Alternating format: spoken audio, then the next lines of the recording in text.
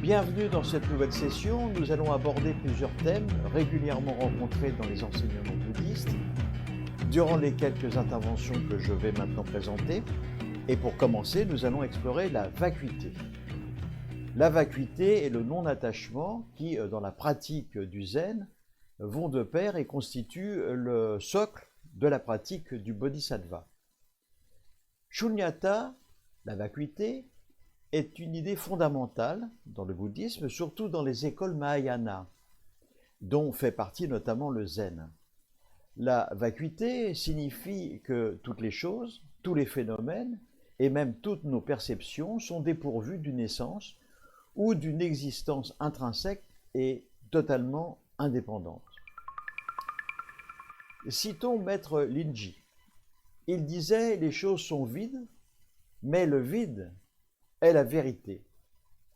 Autrement dit, les phénomènes sont vides de substance indépendante, mais ce vide lui-même est une vérité fondamentale. Le vide est l'une des clés qui nous permet de comprendre la réalité. Cela signifie qu'au final, rien n'existe de manière autonome. Nous devons comprendre que tout est interconnecté, interdépendant. C'est ce que l'on appelle l'interdépendance des phénomènes. Contrairement aux idées reçues, la vacuité n'est pas le néant. C'est simplement l'absence d'une nature propre, fixe, permanente, dans tout ce que nous percevons autour de nous, et même en nous-mêmes. La vacuité donc suggère que tout ce qui existe n'est qu'une combinaison de causes et de conditionnements, autrement dit, des faits. Les choses, en fait tout ce qui nous environne, ainsi que nous également en tant qu'objets vivants, autonomes, inclus, eh bien tout cela n'a pas d'existence indépendante ou absolue en soi. Tout dans ce monde est en constante transformation. C'est une interdépendance totale. Chaque chose dépend des autres choses. Cela ne veut pas dire qu'elles n'existent pas, mais elles existent d'une manière fluide, conditionnée, interdépendante. C'est un peu comme un Lego, si l'on retire une brique, tout s'écroule. À propos de la vacuité, Maître Hakuin, qui était donc maître de l'école Rinzai, disait, en parlant de la vacuité, « Cela n'est pas le néant, c'est une réalité parfaite ». Maître Hakuin souligne que la vacuité n'est pas non plus un vide inerte, mais c'est une réalité qui est pleine de potentiel, un espace où la nature profonde de toute chose peut se manifester sans aucun obstacle. Le vide n'est donc pas rien. Maître Dogen soulignait que le vide, loin d'être une absence, est avant tout une extrême liberté. Exempt de limitation, toutes les possibilités peuvent alors se déployer pleinement et ainsi l'attachement aux formes, donc en fait à ce que nous sommes, eh bien disparaît. Si l'attachement aux formes est résolu, il a disparu, alors va surgir le non-attachement. Et c'est la deuxième partie de ce petit enseignement. Dans le zen, cette pratique est centrale.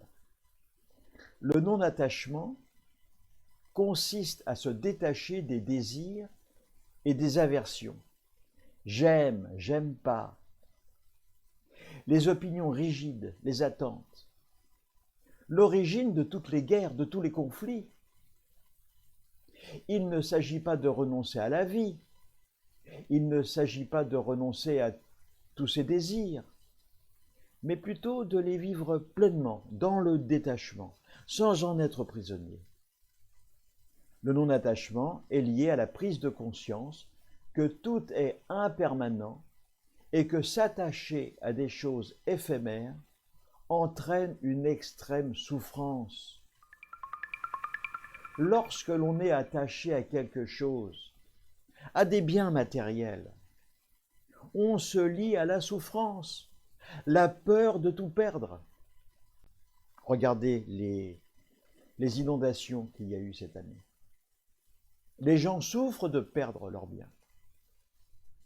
Eh bien, c'est aussi ce que nous dit Maître Akwin. Si on est attaché à quelque chose, nous sommes liés à la souffrance. Parce qu'à un moment ou à un autre, il faudra renoncer à ces choses. Et même à la vie.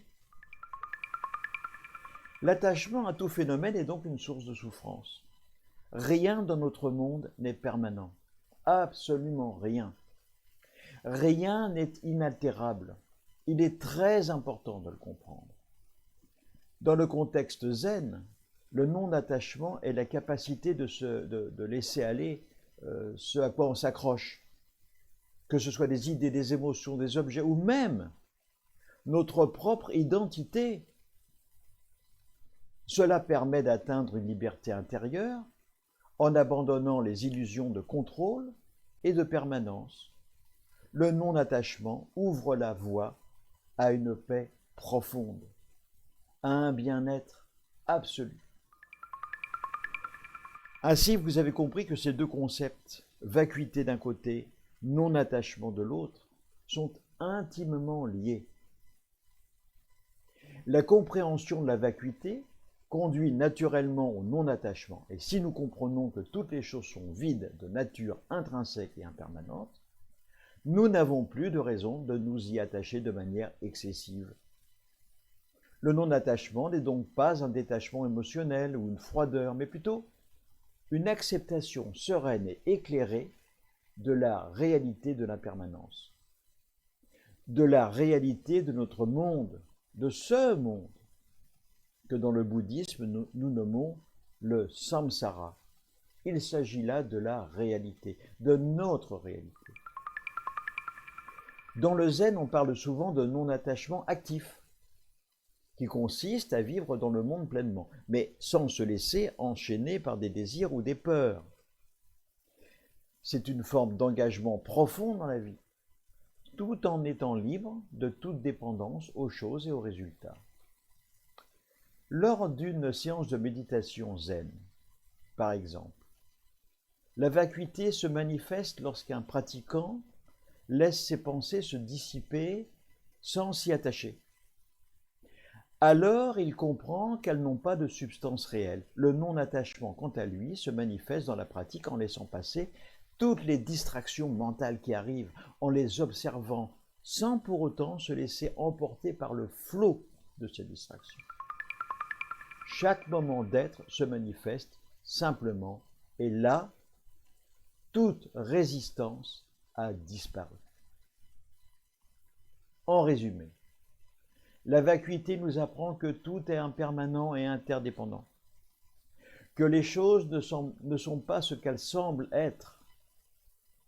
Le non-attachement est la conséquence naturelle de cette compréhension. Si tout est transitoire et vide de nature propre, pourquoi alors s'y accrocher? La pratique du zen consiste à intégrer ces idées dans notre vie de tous les jours, en vivant pleinement, tout en étant libre de tout attachement. Nous allons terminer avec une citation de Maître Bankai. L'absence d'attachement est l'essence de la liberté. Et n'oubliez pas que le bonheur ne dépend pas de ce que vous avez, mais de ce que vous n'avez pas.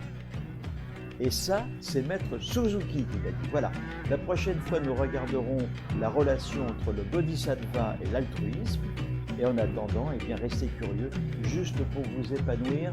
À très bientôt.